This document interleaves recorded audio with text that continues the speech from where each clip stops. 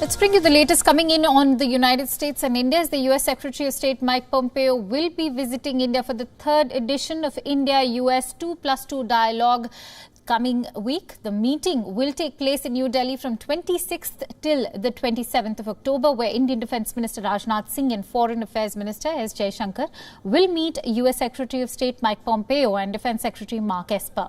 Now, during this two-day meet, the main focus of the two countries will certainly be on China and how to contain its growing aggression in the region. Mike Pompeo has earlier said that during the upcoming visit, India and the US will discuss how free nations can work together against the threats posed by the Chinese Communist Party.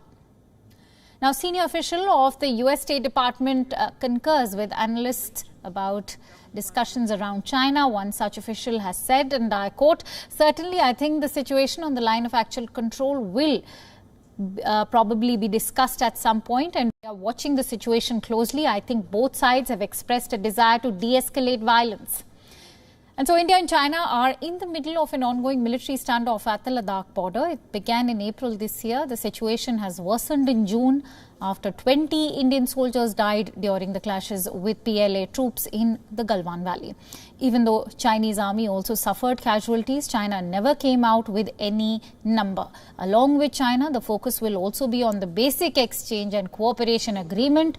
US officials say that agreements are work in progress and that they cannot commit to anything right now. If signed, then this agreement, or the BECA, will be the final military pact signed to increase interoperability and exchange of information. 3 such pacts have already been signed between India and US over the last 2 decades. Mike Pompeo will also be visiting Sri Lanka, Maldives and Indonesia over the next 1 week in what is being seen as an exercise to build regional consensus over Chinese threat in the Indo-Pacific. This is going to be the US Secretary of State's first visit to Sri Lanka in a decade. Ahead of the visit, the United States wants Sri Lanka against its growing partnership with China.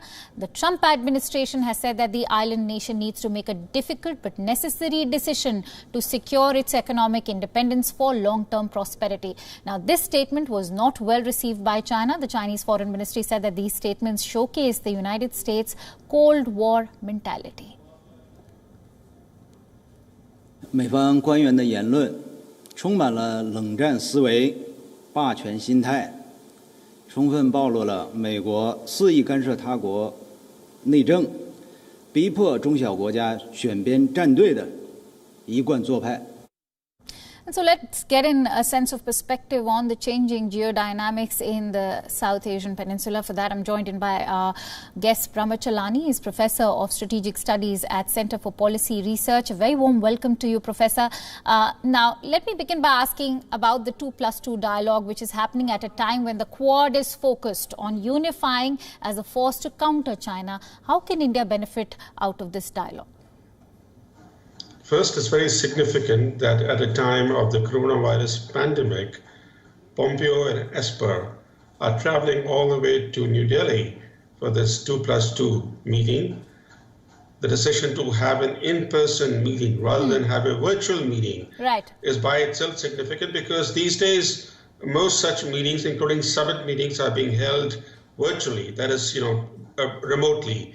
And the 2+2 could have been held remotely, but they decided that it would be better if they met in person. So that by itself is very significant. And the fact that this 2+2 meeting is happening just a week before the Americans vote in their national election, that too is significant. And it's happening right in the middle of China's ongoing aggression against India along the line of actual control, stretching all the way from Ladakh to Arunachal Pradesh. So China will be central to the discussions between India and the US when Pompeo and Esper meet with their Indian counterparts. Absolutely. It's interesting that you mentioned China and that this entire meeting happening before the election. I'm going to ask you something regarding that. Pompeo's trip comes a week before the November 3rd US election, in which President Trump has been making, and he's taken a tough stance on China, and he's made this a key part of his campaign to secure a second term. How is this entire meet and Trump's stance on on China going to impact the US election? Well, foreign policy has not proved to be an important issue in the U.S. election. Even in the recent debate between Trump and Biden, there's only a passing question, that too on North Korea. So foreign policy has not been a major concern in the current election in the U.S. But Trump administration, Trump in particular, and his top team consisting of Pompeo, Esper, and O'Brien, the three top officials handling national security matters, they want to shape a legacy.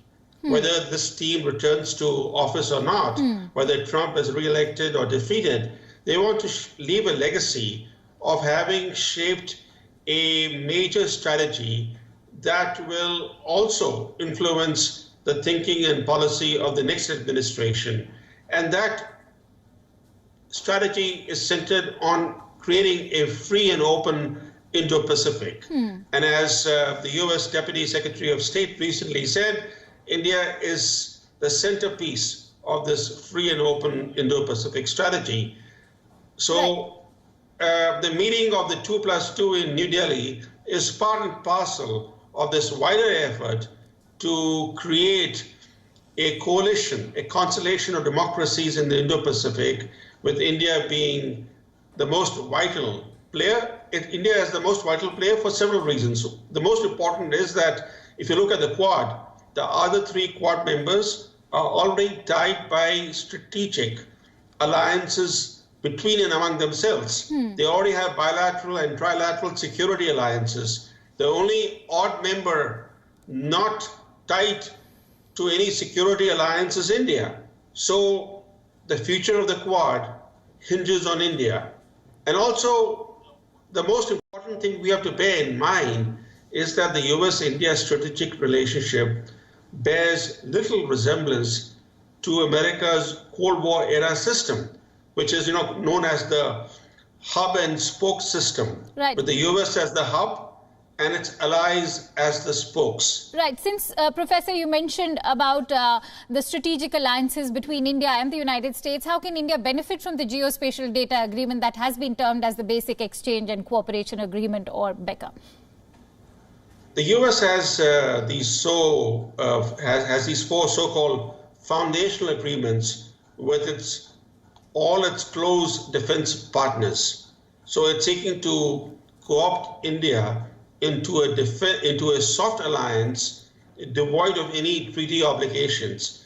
It's not possible for India to be part of this hub and spoke system because India, a large country, cannot become just another Japan to the US, certainly not in the 21st century. So the Americans are trying to coax India into a soft alliance, and getting India to sign these foundational agreements is a very important attempt to create the soft alliance. 3 of those 4 agreements, as you know, have already been signed, and the geospatial data sharing agreement will be signed most likely when Pompeo and Esper are in New Delhi.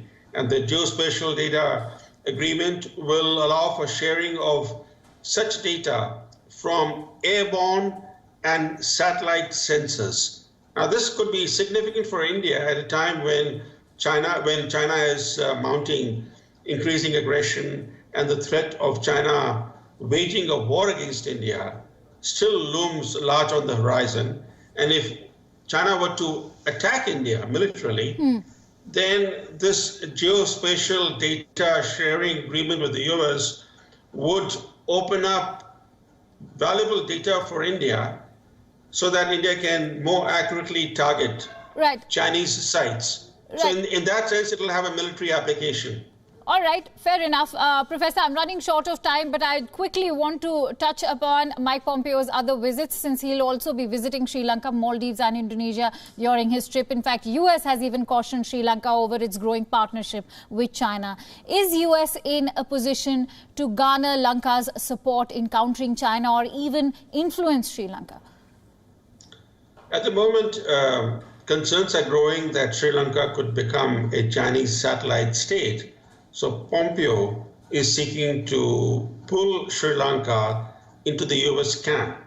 he is going to Colombo to persuade the Rajapaksa brothers, the president and the prime minister, to accept a status of forces agreement with the United States that will allow American troops to enter Sri Lanka without visas, and they can also operate on Sri Lankan territory in any situation of contingency. So that's one thing that he's pushing is all. All right, we seem to be encountering some technical glitches as far as Professor Brahmachalani is concerned. But you just heard what Professor had to say. We'd like to thank him for sharing his inputs on the broadcast. With that, let's move on to other stories that we're tracking this hour.